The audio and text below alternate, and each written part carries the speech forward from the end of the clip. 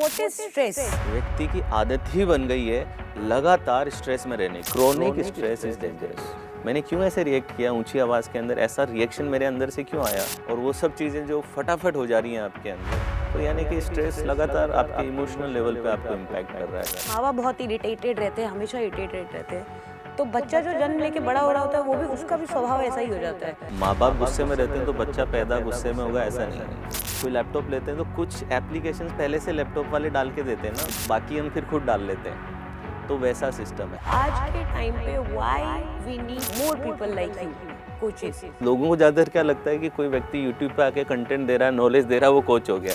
आज social media के इस दौर में हर दूसरा इंसान आपको ज्ञान देता हुआ मिल जाएगा, भाई स्ट्रेस मत लो। पर क्या ये इतना आसान है? अगर होता तो आज हर कोई मॉन्क ना बन चुका होता। असलियत ये है कि हमारा दिमाग जंगल से इवॉल्व होकर यहाँ तक आया है, जहाँ हर कोने में मौत का खतरा था। हमारा सिस्टम शांति के लिए बना ही नहीं, सिर्फ जिंदा रहने के लिए प्रोग्राम्ड है। तो प्रॉब्लम स्ट्रेस में नहीं है, इस बात में है कि हम इसके पीछे की साइंस को नहीं समझते। तो चलिए आज स्ट्रेस को समझते हैं और जानते हैं कि क्या वाकई स्ट्रेस हमारे लिए इतना खराब है या इसके कुछ फायदे भी हैं। Welcome to Sochcast cell. What is stress? Because जितना हम लोग समझते हैं कि पहले हम लोग जंगल वगैरह में रह रहे थे, हमेशा खतरा देख रहे थे, हमेशा खतरा था, कभी इधर से खतरा आ रहा है कभी उधर से, तो हम एक अटेंटिव मोड में, फियरफुल मोड में है। क्या वही चीज़ कंटिन्यू हो के आज हम देखते हैं डेडलाइंस है, ईएमआई है, वही शिकारी है, लेकिन हमने उसी को स्ट्रेस लेके चेंज कर लिया। अब मसला ये है कि ये मेरा ब्रेन का मैकेनिज्म है सर्वाइवल के लिए, या ये मेरी सच में इतनी खराब आदत है जो मुझे एक दिन डुबो देगी। पहली चीज़ तो ये कि स्ट्रेस कोई बुरी चीज़ नहीं है। राइट। मतलब स्ट्रेस की मार्केटिंग बहुत बुरी है, इसको एज ए नेगेटिव चीज़ बताया जाता है। बट अगर स्ट्रेस, फंडामेंटली स्ट्रेस क्या है? Stress is a biological response whenever your brain is interpreting anything as a threat, कि उसने थ्रेट की तरह देखा किसी भी चीज़ को, तो उसके अंदर एक बायोलॉजिकल रिस्पॉन्स पैदा हो रहा है। कि एक छोटा सा पार्ट है हमारे ब्रेन में, एमिगडाला, वो एक प्रकार का अलार्म सिस्टम है हमारा। जैसे घर में फायर अलार्म लगा है और वो अगर आग लगे और फायर अलार्म जले, तो क्या वो जो अलार्म सिस्टम है वो बुरी चीज़ है क्या? नहीं, बुरी तो नहीं है, वो तो आपको बचाने का काम कर रहा है। तो स्ट्रेस एग्जैक्टली यही है कि जब भी आपको कोई थ्रेटफुल सिचुएशन में आपके ब्रेन ने देखा कि मुझे कुछ थ्रेट है, तो वो एमिगडाला को एक्टिवेट कर रहा है। एमिगडाला आपकी बॉडी को विद इन सेकेंड्स तैयार कर लेता है कि अब हमें लड़ने के लिए तैयार रहना है। इसे फाइट फ्लाइट रिस्पॉन्स करते हैं कि या तो मुझे लड़ना है, या मुझे भागना है, या फ्रीज हो जाना है।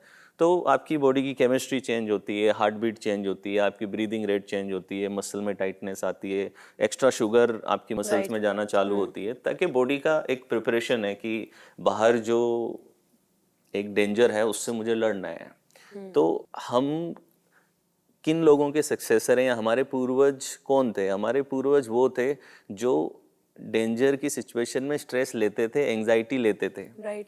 जो नहीं लेते थे वो अपनी लाइन आगे बढ़ा ही नहीं सके।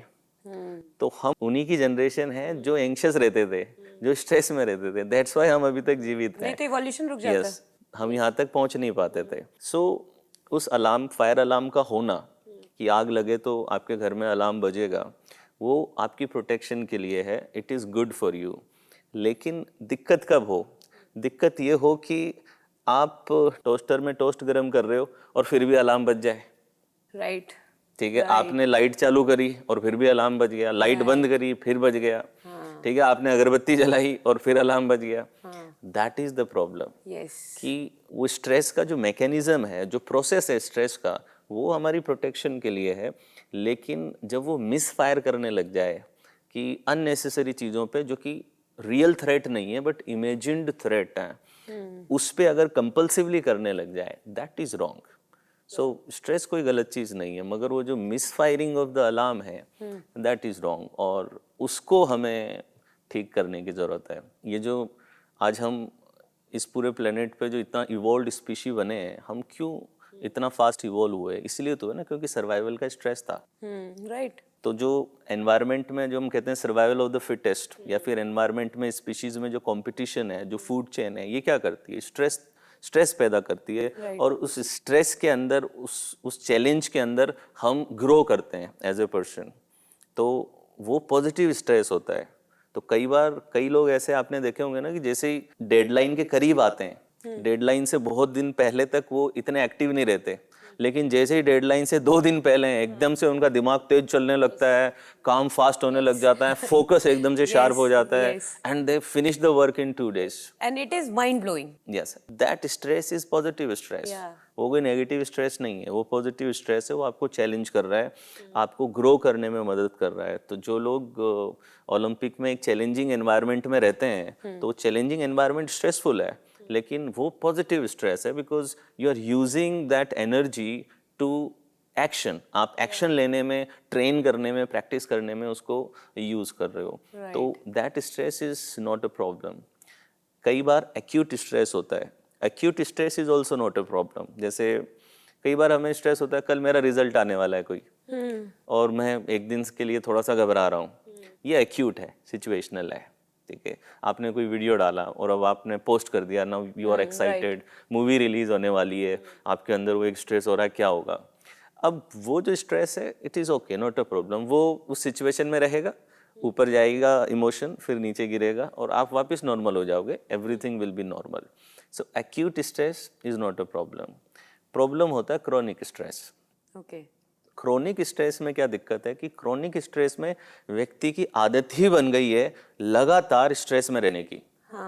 कभी वो अपनी नौकरी को लेके स्ट्रेस में है, कभी वो अपने रिश्तों को लेके स्ट्रेस में है, कभी वो अपने फ्यूचर की चिंता कर रहा है इसलिए स्ट्रेस के अंदर है, कभी वो पास्ट में 4 दिन पहले उसको किसी ने कहा था उस कॉन्वर्सेशन को रिपीट कर रहा है और उसको लेकर के स्ट्रेस में आ रहा है. अब जाने अनजाने ये लगातार स्ट्रेस में रहता है. That stress is called chronic stress. Chronic stress is dangerous because अगर आप क्रॉनिकली फाइट फ्लाइट मोड में रह रहे हो तो आप अपने ब्लड में लगातार वो कोर्टिसोल, एड्रेनलिन, वो जो नेगेटिव केमिकल्स हैं वो लगातार आप उसमें डाल रहे हो. आपकी जो मसल्स हैं वो टेंशन में रह रही हैं कंटिन्यूसली. तो ये सब चीज़ें आपके लिए एक डिजीज़ का एनवायरनमेंट आप अपने शरीर में क्रिएट कर रहे हो. ये क्रोनिक स्ट्रेस धीरे धीरे आपको अलग अलग स्तर पे प्रभावित भी करने लगेगा. सो क्रोनिक स्ट्रेस 4 लेवल पे प्रभावित करता है हमें. अच्छा. एक आएगा आपके बॉडी के लेवल पे प्रभावित करेगा. तो बॉडी के लेवल में आपके कंधे टाइट होने लगेंगे, नेक में रिजिडिटी आने लगेगी, लेग्स में रेस्टलेसनेस महसूस हो सकती है, चेस्ट पे हैवीनेस, हेडेक्स रहना, भारीपन रहना, ये सब चीज़ें आपके बॉडी लेवल पे आ सकता है. ठीक है, क्रेविंग्स, कई बार ऐसा होगा कि खाने की, मीठा खाने की क्रेविंग्स होना. तो ये सारी चीज़ें आपकी रहेंगी. फिर स्ट्रेस आपके माइंड पे प्रभाव डालेगा. तो माइंड में अगर आप लगातार स्ट्रेस में हो तो ओवर थिंकिंग, वरी, वरी के नेचर आ जाएंगे. प्रोक्रेस्टिनेशन बिहेवियर लेवल पे भी है और कहीं ना कहीं माइंड लेवल पे भी है. चीज़ों को आप कल पे टालेंगे, अवॉइड करेंगे. तो माइंड के लेवल पे इस तरीके से दिखेगा कि आप बहुत ज़्यादा अगर स्ट्रेस के अंदर हो तो. इवन स्लीप डिसरप्शन भी आपकी होगी. ठीक है, आपको नींद नहीं आएगी, डिस्ट्रैक्टेड हो जाओगे आप.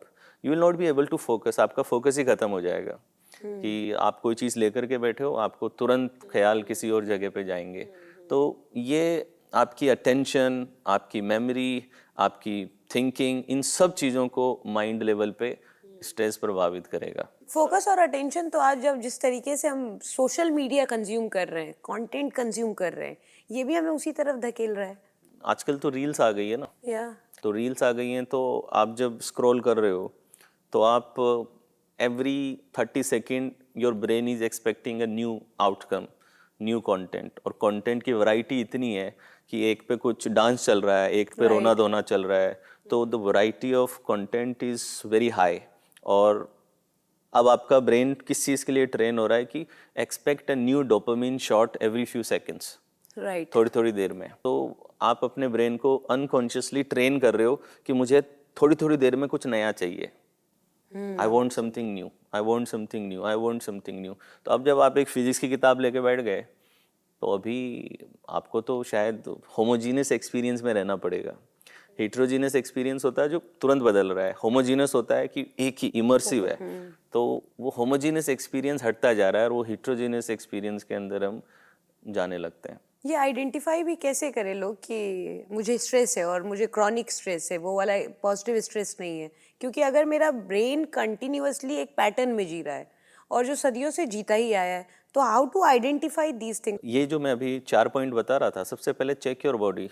ओके। क्या बिना कोई हार्ड वर्क किए, बिना कोई मेहनत किए, क्या आपको लगातार कंधे में, नेक में कंटिन्यूस हेडेक रहना, ये चीज़ अगर आपको हो रही है, लोअर बैक में पेन रहना, चेस्ट में हैवीनेस आना, ठीक है, शैलो ब्रीदिंग हो जाना, अगर ये सब सिम्टम्स आपको आ रहे हैं और ये लगातार रहते हैं तो बॉडी पे चेक करो। माइंड में बहुत ज़्यादा ओवर थिंकिंग चल रही है, बहुत ज़्यादा नेगेटिव थिंकिंग चलती है, अटेंशन को आप एक जगह पे नहीं रख पाते हो, ठीक है, फोकस आपका बिल्कुल हिल चुका है, हाईली डिस्ट्रैक्टेड स्टेट के अंदर हो, नींद लेने में प्रॉब्लम आ रही है, आपकी स्लीप जो लेटेंसी होती है कि मतलब आप बेड पे सोए और उसकी कितनी देर बाद आपको नींद आती है, सोते ही 5-10 मिनट में नींद आ जा रही है या फिर आधे पौन घंटे तक आप बस लेटे ही रहते हो, ख्याल बुनते रहते हो, तो ये माइंड लेवल पे है। तीसरा लेवल है इमोशन लेवल पे।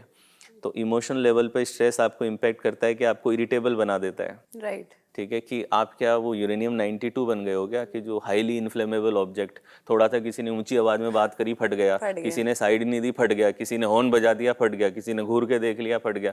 तो वो हाईली एजिटेटेड स्टेट के अंदर उसका नर्वस सिस्टम चल रहा है, क्योंकि ओवरलोडेड है, दिन भर फाइट फ्लाइट में है। तो ऐसे व्यक्ति को जरा सा भी आपने आग दी तो फटने के लिए तैयार हो जाएगा। तो क्या आपकी इमोशनल स्टेट, आपके मूड इस तरीके से रह रहे हैं, तो यानी कि क्रोनिक स्ट्रेस लगातार अगर रह रहे हैं, कभी कभार हो रहे हैं ठीक है, लेकिन एक कंटिन्यूअस बन गया और आप उसे अब देख भी पा रहे हो कि यार ये मैं नहीं हूँ, मैं क्या बनता जा रहा हूँ। आप ये क्लियरली देख पा रहे हो कि आज से मे भी 3 साल पहले, 4 साल पहले, 5-5 साल पहले मैं ये व्यक्ति नहीं था। मैंने क्यों ऐसे रिएक्ट किया ऊंची आवाज़ के अंदर, ऐसा रिएक्शन मेरे अंदर से क्यों आया, ये तो कोई बड़ी बात हुई भी नहीं थी, मैंने इतनी सी बात पे कैसे गुस्सा कर दिया। सिंपल आपने किसी को व्हाट्सएप पे मैसेज किया, उसका ग्रीन टिक आ गया, उसने रिप्लाई नहीं दिया, 5 मिनट बाद आपको लग रहा है कि ये मेरी डिसरिस्पेक्ट कर रहा है, मैं इसकी लाइफ में इंपॉर्टेंस नहीं रखता हूँ, और वो सब चीज़ें जो फटाफट हो जा रही हैं आपके अंदर। तो यानी कि स्ट्रेस लगातार आपके इमोशनल लेवल पे आपको इम्पैक्ट कर रहा है। और चौथा होता है बिहेवियर लेवल पे इम्पैक्ट। तो बिहेवियर लेवल पे क्या आप हर काम को कल पे टाल रहे हो, आर यू प्रोक्रेस्टिनेटिंग कंटिन्यूसली, क्या आप बार बार मीठे की तरफ जा रहे हो, क्या आप कंटिन्यूसली स्क्रॉलिंग करने का मन करता है आपका, क्रेविंग्स बहुत ज़्यादा हो रही हैं आपके अंदर, तो ओवर ईटिंग के बिहेवियर आपके अंदर सडनली आ गए हैं। तो ओवर ईटिंग का बिहेवियर आ जाना, या फिर बहुत ज़्यादा रील्स देखना, शॉर्ट्स देखना, या फिर अल्कोहल की तरफ जाने का मन करना, या ड्रग्स की तरफ जाने का मन करना, so that you can calm yourself. Dependency आ रही है कि आपकी किसी चीज़ पे, आपके बिहेवियर में, कि मैं अपने आप को शांत रखने के लिए किसी चीज़ पे डिपेंड हो रहा हूँ। तो अगर ये बिहेवियर कंटिन्यूस है, तो यानी कि स्ट्रेस को आप इन 4 लेवल पे देखो, इन 4 में से किस किस लेवल पे आप प्रभावित हो। This is how you identify if you are in chronic and stress. What is an anxiety? Stress का ऊपर वाला लेवल? एंजाइटी, एक्चुअली तो स्ट्रेस और एंजाइटी सिमिलर ही है, मगर आप बहुत देर तक अगर स्ट्रेस में रहते हो तो फिर आपकी बॉडी आउट ऑफ कंट्रोल होने लग जाती है। ओके। ठीक है, यानी कि आपकी सांस बहुत ज़्यादा फूलने लग जाती है, आपके हाथ क्या थोड़े क्या से अंधेरा छाने लगता है। हाथ कांपने लग जाते हैं।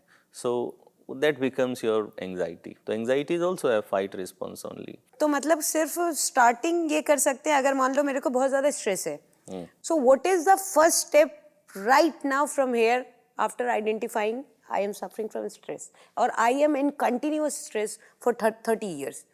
जी, अगर आप लगातार एक क्रोनिक स्ट्रेस के अंदर हैं, और या फिर जब आप अगर किसी मोमेंट में ट्रिगर भी होते हैं, जिस मोमेंट में आप एकदम से आपको अब रियलाइज़ हो रहा है कि ट्रिगर आप हो रहे हैं, तो पहला स्टेप तो है अवेयरनेस, कि आप जो मैंने पॉइंट्स बताए उस पर आप अवेयर होना चालू कीजिए। बिकॉज जिस चीज़ के बारे में आप अवेयर नहीं हो उसको आप नहीं बदल सकते, right. Because awareness leads to new choice, and new choice leads to new practice, and new practice leads to new result. So awareness plus repetition is equal to new pattern. तो सबसे पहले आपको अवेयरनेस पैदा करनी है कि yes ये मेरा पैटर्न है, बॉडी लेवल पे चल रहा है, माइंड पे चल रहा है, किस लेवल पे मेरा पैटर्न चल रहा है जो स्ट्रेस का पैटर्न है। बट उस टाइम पे ऐसा लगने लग जाता है ना, जैसे आप कह रहे हैं कि अवेयर हो जाऊं, अब जैसे ही मैं अवेयर होने बैठूंगी ना, ये उसकी वजह से हुआ था, ये तो इसलिए हो गया था क्योंकि उसने जोर से बात की थी, अब जोर से बात करे तो मैं गुस्सा भी ना करूं, ये सारा कुछ दिमाग में एक साथ आता है, and then we keep justifying and at the last I am very confident, हाँ ठीक है कुछ नहीं है, यही लोग कारण थे। इमोशन जब हमारे अंदर बनता है तो उसकी 3 स्टेजेस हैं, जिन स्टेजेस में इमोशन बनता है, ठीक है। तो फर्स्ट 1/4 ऑफ अ सेकेंड में आता है सोमेटिक फ्लैश, जैसे बिजली चमकती है, तो सोमेटिक फ्लैश होता है जो बॉडी लेवल पे आता है। इमोशन पहले बॉडी में आता है, शरीर में आता है in the form of change in heart beat, change in breathing, और कई बार एक स्टमक में एक ऐसा छूटता है फीलिंग, ठीक है, आपकी बॉडी में आएगा, जिसे सोमेटिक फ्लैश कहते हैं। फिर बाद में लगभग 1/4 सेकंड से लेकर 10 सेकंड तक सेकंड स्टेज आती है, that is called emotional labelling. Okay. Emotional labelling में अब आप आइडेंटिफाई कर पाते हो कि मैं गुस्सा हूँ, मैं अनप्लेजेंट फील कर रहा हूँ, मुझे अच्छा महसूस नहीं हो रहा, ठीक है, and I don't want to live in this, ये क्या हो रहा है, व्हाट इज हैपनिंग। सो आप इमोशन को लेबल करते हो कि मैं हर्ट हूँ, या मैं एंग्री हूँ, या मैं फ्रस्ट्रेटेड हूँ, या मैं एंग्जाइटी में हूँ, या मैं फियर में हूँ, तो यू लेबल, तो that is the emotional labelling part, you become aware of the emotion. Then there is a third part जो कि लगभग 90 सेकंड तक चल सकता है, 10 सेकंड से लेके 90 सेकंड तक चल सकता है, that is narrative building. So the third stage is now you want to build the narrative around this emotional state, and the first part of narrative building is blame shifting या फिर blaming, ठीक है, Yes. because we all like to blame others for our emotional state. तो first instinct है कि हम किसी को blame करें, क्योंकि बचपन में आप जब गिर जाते हो तो मम्मी जो आंगन होता है उस आंगन पे एक हाथ मारती है, ले देख इसको पनिश कर दिया, तो बच्चे ने लिया कि मैं गिरा इस आंगन की वजह से हूँ, मेरे चलने में गलती नहीं थी। यस। तो वहीं से ही वो ब्लेम करने की आदत हमारे अंदर बहुत चाइल्डहुड से आ जाती है। तो बंदा रिस्पॉन्सिबिलिटी फ्रेम में रहने के बजाय ब्लेम फ्रेम में रहता है, और जब ब्लेम करने जाता है तो ब्लेम की हायरार्की है, सबसे पहले वो लोगों को ढूंढता है कि लोगों को ब्लेम कर दूं क्या, लोगों में भी सबसे करीबी लोगों को पहले देखेगा, फिर दूसरे। अब बाय चांस उसके आसपास के लोग ऐसे हैं कि कोई है ही नहीं ऐसा, सारे ही अच्छे हैं, Yeah. और जब लोग उसे नहीं मिल रहे तो फिर वो वक्त को ब्लेम कर देगा कि टाइम ही खराब चल रहा है, वक्त नहीं तो किस्मत को ब्लेम कर देगा कि किस्मत ही खराब है, ये कुछ नहीं मिलेगा तो फिर जाके भगवान को ब्लेम कर देगा, भगवान ही नहीं चाहता कि मैं खुश रहूं। राइट।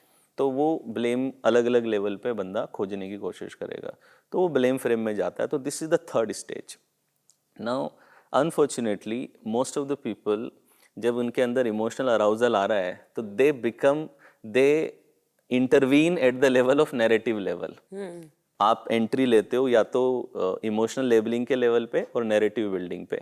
अब जो नैरेटिव बिल्डिंग है वो 90 सेकंड से लेकर के 3 महीने तक भी चल सकती है और 3 साल तक भी चल सकती है, वो आप कितना उसको बार बार रिपीट करोगे उस पर निर्भर करता है। तो कई लोग एक ही बात पे 3-3 दिन तक गुस्सा रहते हैं, बार बार उसको रिपीट करते रहते हैं, वो नैरेटिव बिल्डिंग पे आता है। तो जब भी आप अपने इमोशनल अराउजल को रोकना चाहते हैं तो सबसे पहले आपकी बॉडी पे आपको आना है, इमोशन क्या चल रहा है और उसके प्रति आप नैरेटिव क्या बिल्ड कर रहे हो, उसको अभी छोड़ दो, ठीक है।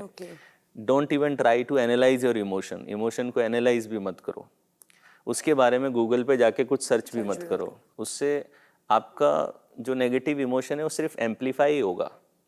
क्यों एम्पलीफाई होगा कि सपोज पहले तो आपको गुस्सा था, आपको गुस्सा आया तो एंगर आपको मैनेज करना था, अब आपने कहीं पढ़ा कि गुस्सा करना गलत बात है और अब आपसे गुस्सा रुक नहीं रहा, तो अब गिल्ट और डाल दिया आपने। डाल दिया, बिल्कुल। तो पहले एंगर था सिर्फ और अब साथ में गिल्ट और मिक्स हो गई, तो अब एंगर और गिल्ट दोनों को आपको मैनेज करना है। राइट। तो इसीलिए ऐसी रिसर्चेज हैं जिस रिसर्चेज में ये पाया गया कि 2 ग्रुप ऑफ पीपल लिया और एक को ये बताया गया कि स्ट्रेस बुरी चीज नहीं है, it can be useful for you.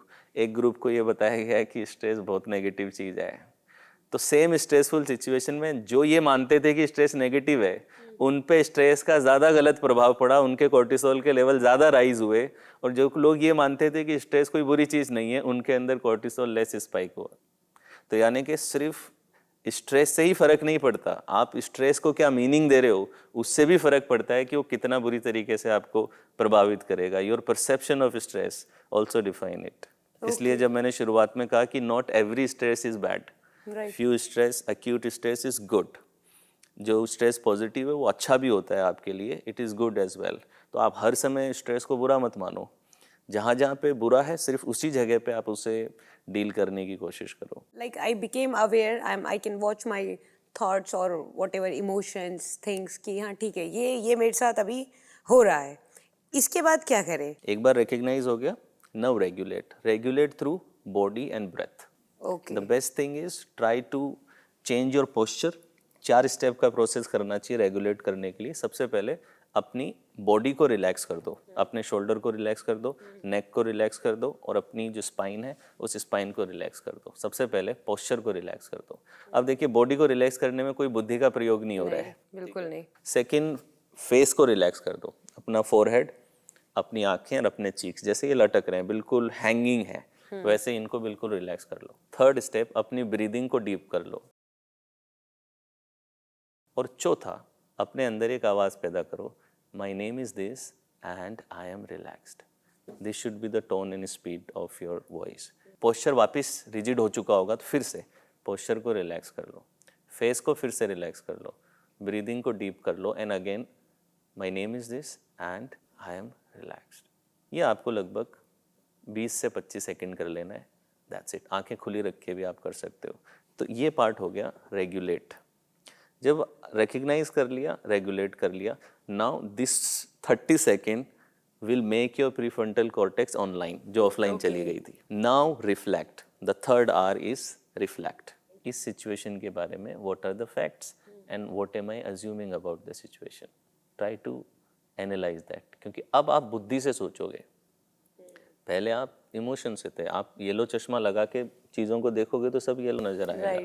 तो टिंटेड है, आपके इमोशनल डिस्टोर्शन से आप टिंटेड हो, उससे आप सिचुएशन को देख रहे हो तो आप सही नहीं देख पाओगे।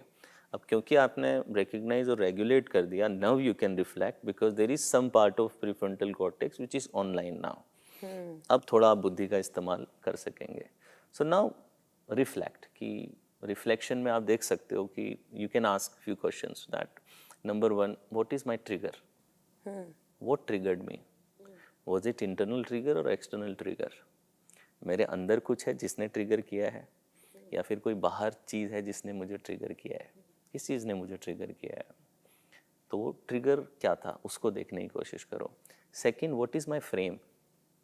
फ्रेम मतलब आप किस पॉइंट ऑफ व्यू से सिचुएशन को देख रहे हो। तो फ्रेम ब्लेम का फ्रेम है या रिस्पॉन्सिबिलिटी का फ्रेम है? Am I taking the responsibility of my emotion or am I blaming other people for my emotion? क्या इस सेम सिचुएशन में दुनिया के सभी लोग सेम इमोशन पैदा करेंगे? तो अगर तो बाहर वाला व्यक्ति जिम्मेदार है, if that person is creating the emotion, then the same emotion should be created in everybody. Right. तो यानी कि I am not in responsibility frame, I am in blame frame. So now go to the fourth step, reframe. Okay. Shift your frame. If I am at my best self, अगर मैं अभी अपने best self पे होती तो मैं क्या करती? Maybe I would take a pause and then I will talk to the person, maybe I will take a pause, then I will make my decision. So reframe, change your frame, point of view. And then the fifth step is respond.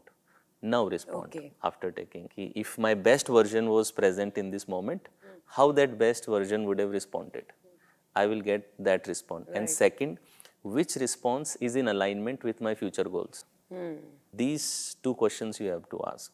So step by step, this is my 5R model.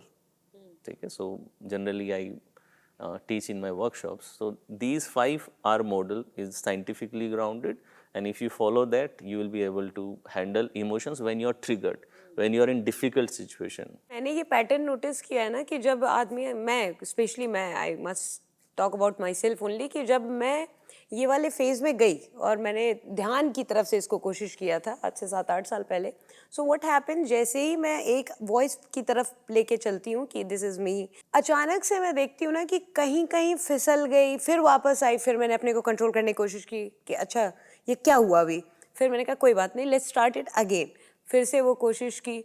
But उसके बाद क्या होगा ना, बेचैनी होने लग जाएगी, गर्मी लगने लग गई, खुजली होने लग गई, फ़ोन पे ध्यान जाने लग गया, किसी और तरह की बात याद आने लगी। तो it doesn't seems that much easy to avoid और लर्न दीज थिंग्स। ठीक है, आप इसको एक्सपेरिमेंट करके देखें। क्लोज योर आइज, अपने फॉरहेड को बिल्कुल रिलैक्स रखो, कंप्लीटली रिलैक्स्ड। अपने फॉरहेड को रिलैक्स रखते हुए observe your mind, observe your thought. अगर कोई विचार आए तो तुरंत फिर से अपने फॉरहेड को देखो और उसे फिर से रिलैक्स कर दो। बिल्कुल फॉरहेड को रिलैक्स रहने दो। थॉट आए, फिर से forehead को देखो, वो फिर से रिलैक्स होगा. Observe the pattern that whenever there is thought, there is activity in your forehead, and whenever forehead is relaxed, you are blank. एक आवाज चल रही है, observe the thought, observe the thought, observe the thought, ऐसा brain में लग रहा है. What is this? अभी थोड़ी देर और आंखें क्लोज रखो. Don't give any command, nothing else. Simply forehead को रिलैक्स कर दो बस. और कोई भी विचार आए, देखो देखो अगला विचार कौन सा है. फोरहेड को रिलैक्स कर दो. खोल लो आंखें. तो जब आपका फोरहेड रिलैक्स रहता है तो आपका माइंड ब्लैंक होता है. जैसे ही थॉट प्रोड्यूस होती है, फोरहेड में एक्टिविटी होती है, फिर आप वापस उसे रिलैक्स करते हो. तो दैट्स व्हाई हमेशा पहले बॉडी पे फोकस करो. अभी तक जो आप करते थे उसमें आप बॉडी को नहीं इन्वॉल्व करते थे. आप थॉट से ही डायरेक्ट, आप उस थॉट से ही इंगेज करके उसको सॉल्व करने की कोशिश कर रहे थे. उस पर भी मैं आता हूँ कि उसको कैसे करना है. क्या क्या चीज़ें हैं मेडिटेशन में. एक होता है मेडिटेशन में एंकर, एक होती है ड्रिफ्ट, एक होता है लेट गो और एक होता है रिटर्न.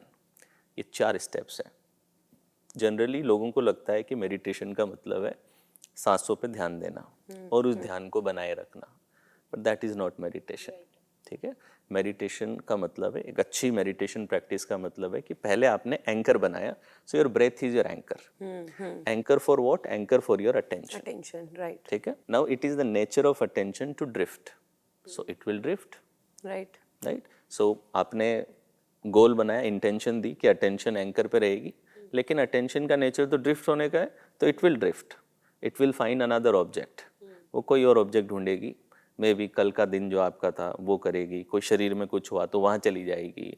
बाहर आवाज़ गई तो वहाँ चली जाएगी. बिकॉज अटेंशन का नेचर ही है ड्रिफ्ट करना. तो वो ड्रिफ्ट करेगी. ड्रिफ्ट होने के बाद में you let go the object and return it to the anchor. Okay, yes. Real meditation practice है returning. The frequency of return determines the quality of meditation. Ya. लेकिन लोग इसे स्ट्रेस मानते हैं कि मैं तो एक जगह पे रख ही नहीं पा रहा हूँ. I am not able to keep my attention at one place. It means I can not meditate. Why this is happening to me. इतना सा भी नहीं हो रहा है क्या? सांस पे भी ध्यान नहीं रख सकते हो तुम? अब इधर से रेस्टलेसनेस, अरे मेरी तो कमर में भी दर्द हो रहा है, मेरे तो घुटने में भी दर्द हो रहा है. नाउ ये सब जो चीज़ें हैं, this is minds way of resisting change.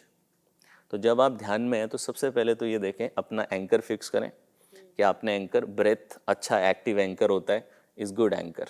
ठीक है. तो आपने ब्रेथ को एंकर ले लिया.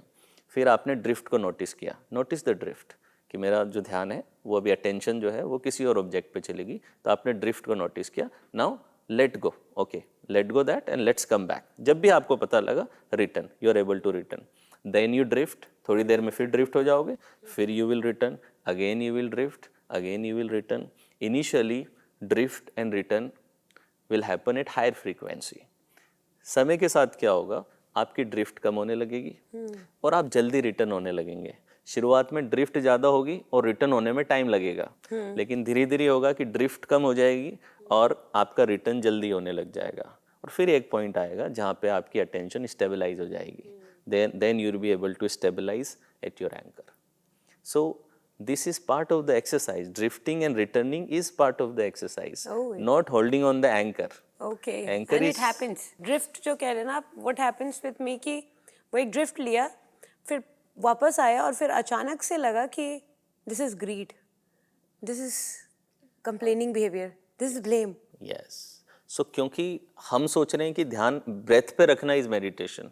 That is the meaning you have attached. So that's why जब ड्रिफ्टिंग और रिटर्निंग हो रही है, आप उसे एक्सरसाइज की तरह नहीं मान रहे हो, आप उसे फेलियर की तरह मान रहे हो. हाँ, right, right. And now the mind will resist. Right. आपका माइंड कभी भी अपने आप को एक फेलियर की तरह नहीं देखना चाहता है, तो वो चेंज को रजिस्ट करेगा. तो मेडिटेशन के दौरान माइंड के रेजिस्टेंस के तरीके भी मैं बता देता हूँ कि कहाँ कहाँ वो रजिस्ट करेगा. Number 1, through distraction. Increase the drift rate. वो ड्रिफ्ट रेट इंक्रीज करने की कोशिश करेगा. नंबर 2, डिस्कम्फर्ट, कि बॉडी के किसी ना किसी पार्ट पे डिस्कम्फर्ट लेकर के आएगा. कोई ना कोई दर्द होना, एकदम से ध्यान को घुटने के पेन पे ले जाएगा, बैक पेन पे ले जाएगा, शोल्डर पेन पे ले जाएगा, वहाँ पे लेकर के जाएगा अटेंशन को. तीसरी चीज़ कई लोगों को सुलाई देगा कि नींद में ही चले जाएंगे, कई लोग ऐसे होंगे कि जो नींद में, कई बार it will bring your emotions up. आपके कोई पेनफुल मेमोरी है आपकी, या कोई पेनफुल इमोशन है आपका, तो कहीं से घूमता घूमता आपके किसी पेनफुल मेमोरी पे चला जाएगा, या फिर कोई अंदर कोई इमोशन है तो उसको सरफेस कर देगा, पेनफुल इमोशन को। तो ये कुछ तरीके हैं आपके ब्रेन के चेंज को रजिस्ट करने के लिए। तो जब ये चीज़ होती है तो इसको लोग नेगेटिवली लेते हैं और उन्हें ऐसा लगता है कि I am failing, Right. But these are actually sign of change. People stop doing meditation after that. Here, all the people, they have tried this, and जैसे ही वो जो बोल रहे हैं ना, बॉडी में रिस्पॉन्स आ Resistance रहा आ है, रहा है, हाँ, yes. बस उसके बाद ये बोलते हैं नहीं हो रहा यार, नहीं कर रहे। But that They do resistance is sign of change. Right. Overwhelm is sign of change, that something is disturbing, something is changing its nature. उसको वो सिग्नल ऑफ चेंज है, बट जो चीज सिग्नल ऑफ सक्सेस है हम उसे signal of failure मान करके we give up. Yeah. That's why almost 100 में से 90% लोग पहले 30 डेज में मेडिटेशन गिव अप कर देते हैं बिकॉज ऑफ दिस, बिकॉज और शायद इसलिए मेडिटेशन इतना टफ भी लगने लगता है। yes, because of all this resistance, narrative building and not having a proper understanding कि सांसों पे ध्यान देना is not meditation, drifting and returning, this is main meditation, breath is only acting as I'm so happy today after listening this. Drifting, this is meditation. I'm happy. क्योंकि मैंने देखा है कि मेरे को भी ऐसा ही लगता था कि okay then I am not able to focus और देयर इज समथिंग रॉन्ग। क्यों ऐसा हो जाता है, क्यों मैं भाग के कहीं और चली जाती हूँ, अच्छा मैं पकड़ लाती हूँ उसके बाद। Yes, so कि that's नहीं, the नहीं, ये right thing. गड़बड़ है। अगर पकड़ पा रहे हो तो मतलब एक्सरसाइज इज गोइंग करेक्ट। सी इसको आप ऐसे देखो कि अगर मैं बाइसेप कर्ल्स लगा रहा हूँ तो मैंने डंबल हाथ में लिया, एक अप लिया और एक नीचे गया, this is the exercise. Holding the dumbbell is not exercise ना, right. holding the dumbbell is just an anchor, that's the weight that you are holding. So breath is just an anchor to your attention, it is helping you to stabilize your attention, so that is the first stage. अच्छा meditation वाले जो उसमें starting phase में एक चीज और होती है जो मैं आज तक बहुत लोग बोलते हैं, you have to understand who are you, मैं अंदर क्या है ना। अब उस मैं में कई आवाजें होती है, जैसे एक मैंने कहा, एक जो घूम घाम के सब कुछ देखे, मान लो ऑफिस की टेंशन है और मैं मेडिटेशन करने बैठ गई। अब मैंने सोचा मेरे को नहीं सोचना ऑफिस के बारे में, लेट्स मेडिटेट। और जैसे ही मैं मेडिटेशन के उसमें बैठी और मैंने ध्यान लगाने की कोशिश की, अचानक से वो गया ऑफिस के उसी सिनेरियो को पूरा इमेजिन किया, एंड देन मैंने देखा अरे यार वापस आ। अब आई एम सो कन्फ्यूज्ड, ये मैं है, ये जो घूम घाम के चला आया और जिसने इसको देखा कि अरे गलत घूम रहा हूँ वापस आ, या ये मैं है एक्चुअल में, मैं जो अंदर की वॉइस है, ये दोनों में से कौन सी है। फिर मुझे लगता है ये जो दोनों को भी देख रही हूँ मैं कि ये एक ऐसा कर रहा है, ये एक ऐसा कर रहा है, ये कौन सा मैं है। आपके ब्रेन में एक है प्रीफ्रंटल कॉर्टेक्स और एक है डिफॉल्ट मोड नेटवर्क, ठीक है। तो जो आपकी सेल्फ रेफरेंशियल थिंकिंग है कि आपकी जो जिंदगी के जो भी आपके इवेंट होते हैं उन इवेंट्स को आप खुद से जोड़ते हो और फिर खुद पे कमेंट्री करते हो। राइट। तो एक नवजोत सिंह सिद्धू बैठा हुआ है अंदर, हाँ, जो लाइफ इवेंट्स पे कमेंट्री करता है, अरे ये मेरे साथ नहीं होना चाहिए था, मैं तो ये डिजर्व नहीं करता था, ये क्यों हो गया मेरे साथ में। तो डिफॉल्ट मोड नेटवर्क का काम है सेल्फ रेफरेंशियल थिंकिंग जनरेट करना, खुद के बारे में नरेशन बिल्ड करना, खुद के बारे में नैरेटिव बिल्ड करना, रूमिनेट करना यानी पास्ट के इवेंट के बारे में सोचना, ये आपके डिफॉल्ट मोड नेटवर्क का काम है, ठीक है। डिफॉल्ट मोड इसे क्यों बोला कि जब आप बिल्कुल दुनिया से इंगेज नहीं हो तो अपने आप ये एक्टिवेट हो जाएगा। Okay. That's why it is our default mode. Our default mode is not peace. Our default mode is self-referential thinking. ठीक है? So जो एक वॉइस आप एक्सपीरियंस कर रहे हो, जो आपको इमेज मेमोरी में लेके जा रही है, खुद के बारे में कमेंट्री करा रही है, ये वॉइस है डिफॉल्ट मोड नेटवर्क की। फिर बाद में आपकी बुद्धि है।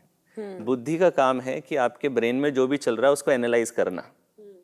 तो ये जो थॉट चल रही है अंदर, अब आप इन थॉट्स को एनालाइज कर रहे हो, तो ये सेकंड वॉइस है आपकी प्रीफ्रंटल कॉर्टेक्स, जो कि एनालिसिस कर रही है। हाँ, राइट। कौन सी वाली थॉट मेरी है, ये प्रीफ्रंटल कॉर्टेक्स जनरेट कर रही है कि इन दोनों में से मैं कौन सी हूँ, ठीक है, ये वाली मैं हूँ, कि दोनों ही आपके अंदर एक्टिवेट हो रही हैं।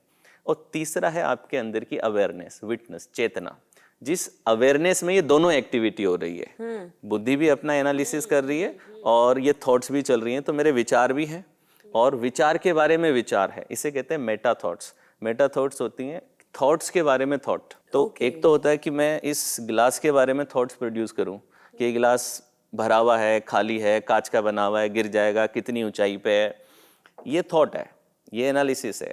लेकिन जब मैं विचार के बारे में विचार पैदा करता हूँ कि मेरे को एक नेगेटिव थॉट आया और अब मैं कह रहा हूँ ये नेगेटिव थॉट मुझे क्यों आ रहा है, ये थॉट तो मुझे नहीं आना चाहिए था, ऐसा थॉट मुझे क्यों आ गया, मैंने तो इतनी पढ़ाई करी है तो फिर मुझे कैसे नेगेटिव थॉट आ सकता है, फिर पढ़ने का फायदा क्या हुआ।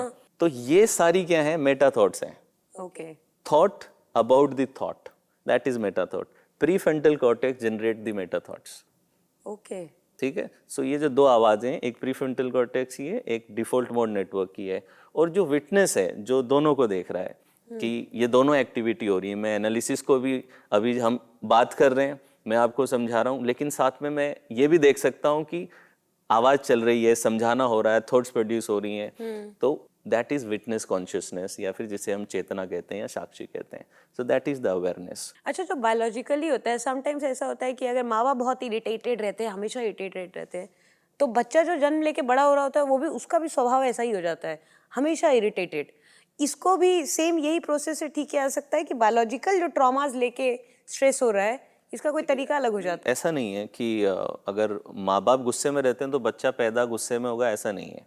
ठीक है, वो माँ बाप को देख करके, वो कंडीशनिंग में आएगा, बायोलॉजी में नहीं आएगा। तो बायोलॉजिकल किस ठीक तरह है, की? बायोलॉजिकली ऐसा होता है कि जब हम पैदा होते हैं तो नहीं, हम जब कोई लैपटॉप लेते हैं तो कुछ एप्लीकेशंस पहले से लैपटॉप वाले डाल के देते हैं ना हमें, फिर बाकी हम फिर खुद डाल लेते हैं। तो वैसा सिस्टम है कि कुछ डिस्पोजिशंस हमारे ऐसे होते हैं जो जेनेटिक डिस्पोजिशंस होते हैं, कि फॉर एग्जांपल सर्वाइवल प्रोग्राम, ठीक है, then sexual programme, then territorial programme, power programme and nurture programme. Mainly ये 5 रूट प्रोग्राम्स हैं जिनकी एक बेसिक सेटिंग है जो हम लेकर के आते हैं। सपोज 10 इज पीक किसी भी चीज़ का, 1 मतलब मिनिमम। तो सपोज आप पैदा हुए तो आपका सर्वाइवल पॉइंट था सपोज 9 पे। ओके, ठीक है, आपका पावर नीचे, टेरिटोरियल नीचे, नर्चर भी 9 पे। ठीक है, और सेक्सुअल सपोज 6-7 पे। तो अब क्योंकि आपका सर्वाइवल 9 पे है, तो आपने देखा है कि एक पैदा होते हुए बच्चे की भी एक पर्सनालिटी होती है। अभी तो उसको किसी ने कुछ सिखाया ही नहीं है, अभी तो वो समझ ही नहीं पा रहा आप क्या बोल रहे हो, ना पेरेंट्स को कुछ देखा है। फिर भी कुछ बच्चे होते हैं जो किसी और की गोदी में जाके भी सेफ फील करते हैं, तुरंत चले जाते हैं। एक छोटा बच्चा कुत्ते को देखा, एक बच्चा जाके उसे अप्रोच करना चाहता है, एक देखते ही भागना चाहता है। अभी तो उसे सिखाया भी नहीं ना कि डॉग सही होता है, बुरा होता है। तो ये जो बिना सिखाए, बिना लर्निंग के पहले जो उसकी पर्सनैलिटी है, वो उसकी जेनेटिक सेटिंग है, वो उसका कोर पर्सनैलिटी है जो लेकर के पैदा हुआ है। अब एक ही माँ बाप के 2 बच्चे, लेकिन दोनों का बिल्कुल अलग माइंडसेट हो सकता है। क्यों हो सकता है? क्योंकि अगर एक बच्चा सपोज पावर सेटिंग में ऊपर है, सपोज उसकी पावर सेटिंग 9-8 की है, ठीक है, और उसका सर्वाइवल बहुत नीचे है। सर्वाइवल जिसका नीचे, उसे डर नहीं लगता, उसको पड़ी नहीं है, मरने मारने किसी की नहीं पड़ी हुई है। पावर ऊपर है मतलब डोमिनेंस है उसके अंदर। तो जिसकी पावर सेटिंग ऊपर है वो इजीली लोगों के विचारों से इन्फ्लुएंस नहीं हो सकता। ओके, तो वो इन्फ्लुएंस नहीं होगा, उसको इजीली उसका सही गलत, ऐसे बच्चों को हम घर में रिबेल किड जो बोलते हैं कि ये हर चीज में मानते नहीं है माता पिता की बात, रिबेल करते हैं, वो सारी चीजें करते हैं। और यहीं एक बच्चा है जो पूरा आज्ञाकारी, एज इट इज रेप्लिका बन गया। यस, हर घर में होते हैं ऐसे 2 बच्चे। ठीक है, तो that is, this is how जो इनिशियल सेटिंग है। इसलिए इसको कहते हैं कि nature plus nurture, genes plus environment, दोनों के कॉम्बिनेशन से हमारी पर्सनालिटी बनती है। सिर्फ एक अकेला रोल नहीं है कि सिर्फ एनवायरनमेंट रोल अदा करता है और सिर्फ जेनेटिक रोल अदा होता है, दोनों के कॉम्बिनेशन से हमारा पर्सनालिटी बनता है। Okay, so what do you think about when you hear that enlighten word जो होता है, how you see that word? Enlightenment के जो पैरामीटर्स हैं जो लोग जनरली डिफाइन करते हैं, कि एक पैरामीटर है वननेस, कि जो व्यक्ति एनलाइटेंड है उसका एक क्वालिटी जो उसमें डेवलप हो गया है कि उसको वननेस दिखती है, कि उसको सब अलग अलग नहीं दिखते हैं, कि सब जैसे एक जैसे हैं, एक वननेस है।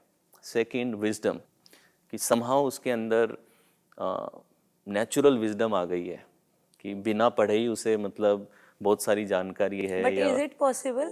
ज्ञानी है। ठीक है, तो वननेस की फीलिंग और बहुत सारा नॉलेज, विजडम की फीलिंग, ठीक है, ये 2 सबसे ज़्यादा, और कुछ मिस्टिसिज्म उसके अराउंड रखा जाता है।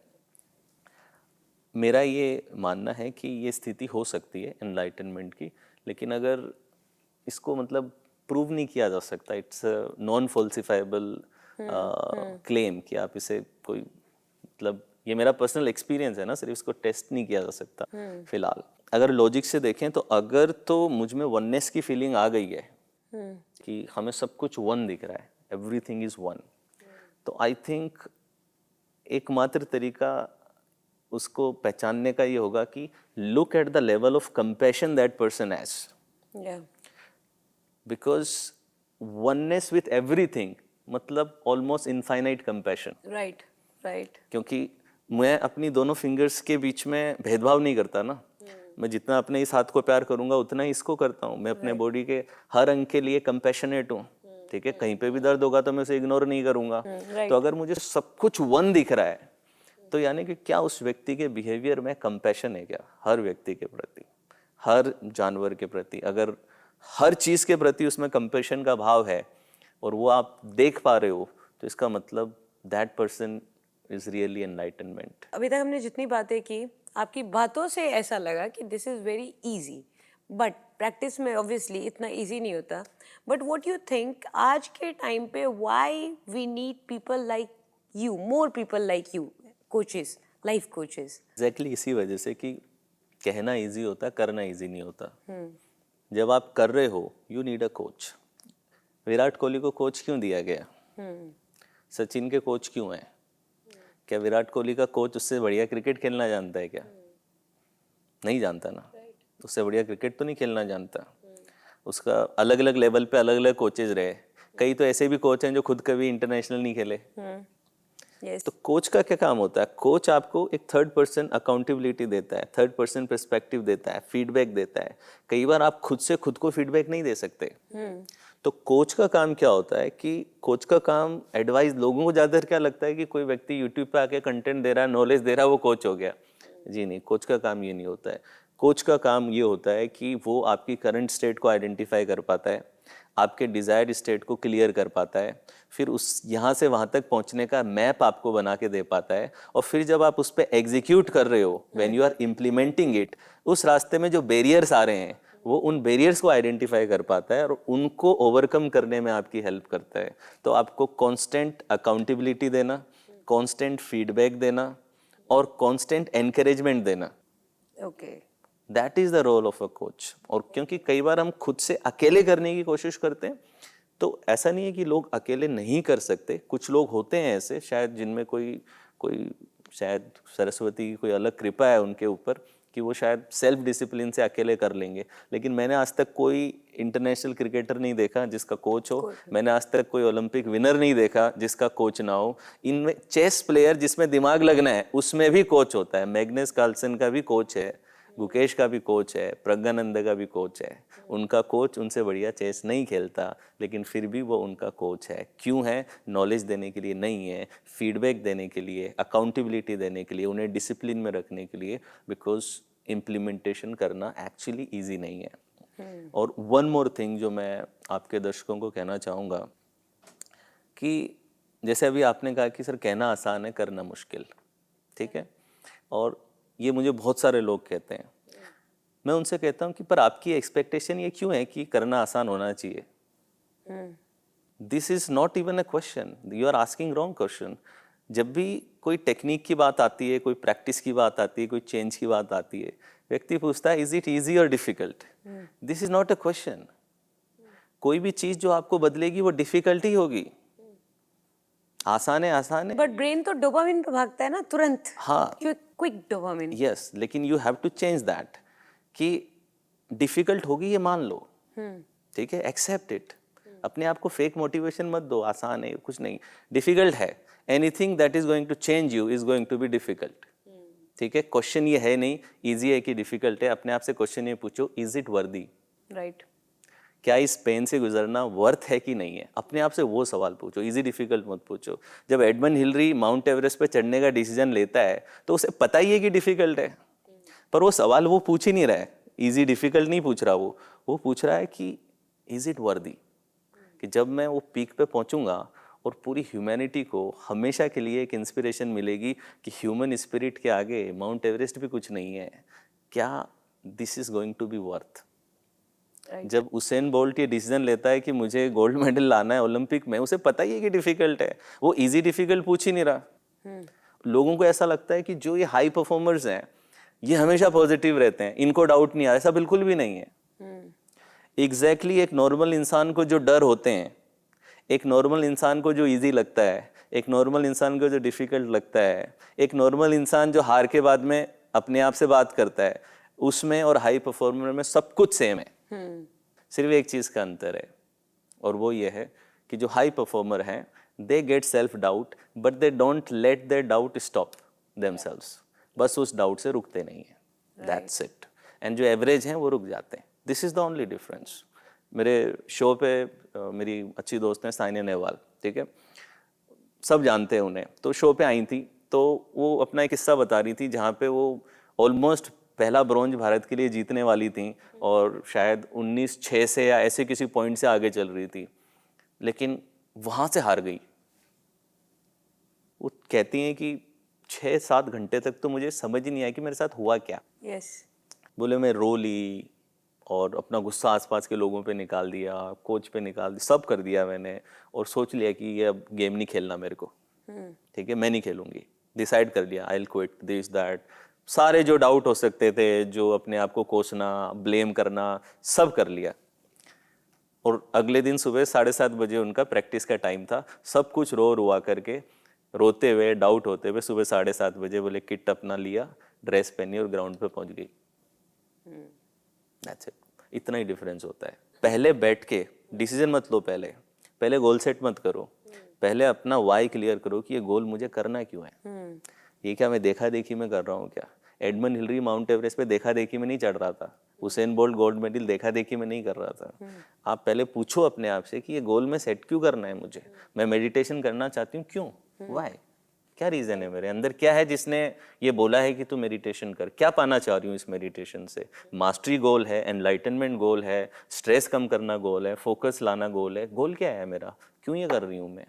और अगर मैंने ये सीख लिया तो जिंदगी का कौन सा एरिया इससे इम्पैक्ट होगा, मेरे अंदर क्या बदलाव आएगा, मेरे परिवार पे क्या इम्पैक्ट आएगा, इस दुनिया पे क्या इम्पैक्ट आएगा, मेरे जाने के बाद कुछ इम्पैक्ट हो सकता है क्या, हर स्केल पे उसको सोच करके देखो। Make it a bigger deal for your brain.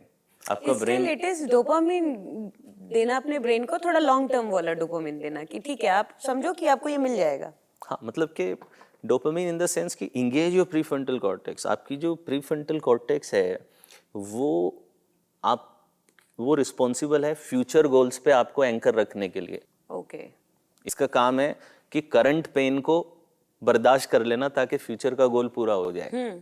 आपका जो लिम्बिक ब्रेन है उसका काम है इमीडिएट प्लेजर, इमीडिएट पेन है तो भागो, तो मैं जिम गया, दर्द हुआ, अगले दिन से नहीं जा रहा। राइट। लेकिन ये प्रीफ्रंटल कॉर्टेक्स है जो कह रही है कि यार अभी पेन हो रहा है लेकिन 6 महीने बाद जो फिट हो जाऊंगा वो बात अच्छी रहेगी। तो अपनी प्रीफ्रंटल कॉर्टेक्स को इनफ रीजन दो, इनफ वाई दो, एक बड़ा वाई डेवलप करो, make it a big deal, बड़ा रिवॉर्ड, फ्यूचर का रिवॉर्ड अगर आप अपने दिमाग में बड़ा परसेप्शन बना दोगे उसका, तो प्रीफ्रंटल कॉर्टेक्स ज्यादा इंगेज होगी। So and the last question to you कि अगर मैं आपसे कहूँ कि ये जितना कुछ अभी हम लोगों ने स्ट्रेस एंड ऑल पे बात किया, अगर उसको आपको किसी को समझाने के लिए सिर्फ एक सेंटेंस में सम अप कर देना हो, तो what will be that sentence? And to the modern people, to the youth of आज के टाइम का, what is that one solution you give कि do this immediately, start this immediately, ताकि वो स्ट्रेस वाले क्रॉनिक में कभी पहुंच ही ना सको? पहली चीज तो ये कि ये एक्सपेक्टेशन छोड़ दें कि एक लाइन में इसका सॉल्यूशन है या फिर शॉर्टकट में कुछ मिल जाएगा। ठीक है, आप मैगी नहीं बना रहे कि 2 मिनट में बन जाएगी। आजकल जो लोगों का ये माइंडसेट बन गया है कि मुझे कुछ हैक दे दो, कुछ शॉर्टकट दे दो, because we want reels, yes, shorts. 2 minute में मैगी चाहिए, 10 मिनट में ब्लिंकिट चाहिए, 2020 का मैच चाहिए। नहीं, आप पैटर्न चेंज कर रहे हो। ठीक है, पैटर्न बनता भी आसानी से नहीं है तो टूटता भी आसानी से नहीं है। It's a groove that you have created. Pattern आपने क्रिएट कर लिया है तो वो पैटर्न ऐसे नहीं जाएगा। मतलब ऐसा समझें कि एक जंगल है, ठीक है, उस जंगल में आप एक दिन चले, एक रास्ते पे एक दिन चले तो उस वहाँ पे फुटप्रिंट बनेंगे। ठीक है, दूसरे दिन चले, तीसरे दिन चले, 2 महीना, 3 महीना, 6 महीना चले, अब वहाँ पे फुटप्रिंट नहीं है, अब वहाँ पे पगडंडी है, अब वहाँ पे रास्ता बन गया है। This is pattern. तो जब आप किसी चीज़ को एक बार करते हो तो फुटप्रिंट बनता है, 2 बार करते हो तो फुटप्रिंट और ज़्यादा स्ट्रेंथन होता है और एनग्रेव होता है, ग्रूव क्रिएट होने लगता है। फिर जब रिपीटेशन से मल्टीपल टाइम चलते हो, then you create a pathway. जब वो न्यूरल पाथवे बन जाता है, now it becomes a pattern, अब वो पैटर्न बनता है। तो शॉर्टकट से कुछ भी नहीं हो सकता। Thank you so much sir, you came here and ये एक ऐसा टॉपिक है जिसमें हम जितनी क्लैरिटी सीख करते हैं उतना ही कंफ्यूजन भी फील होता है, एंड दैट्स व्हाई मैं देती हूँ उस क्वेश्चन का आंसर कि do we need more people like you? Yes, we actually need people, more and more people like you, जो कम से कम हमें ये तो समझा सके कि सुनो यहाँ दिक्कत है और इसको पहले ट्राई करो। Thank you so much sir. Welcome.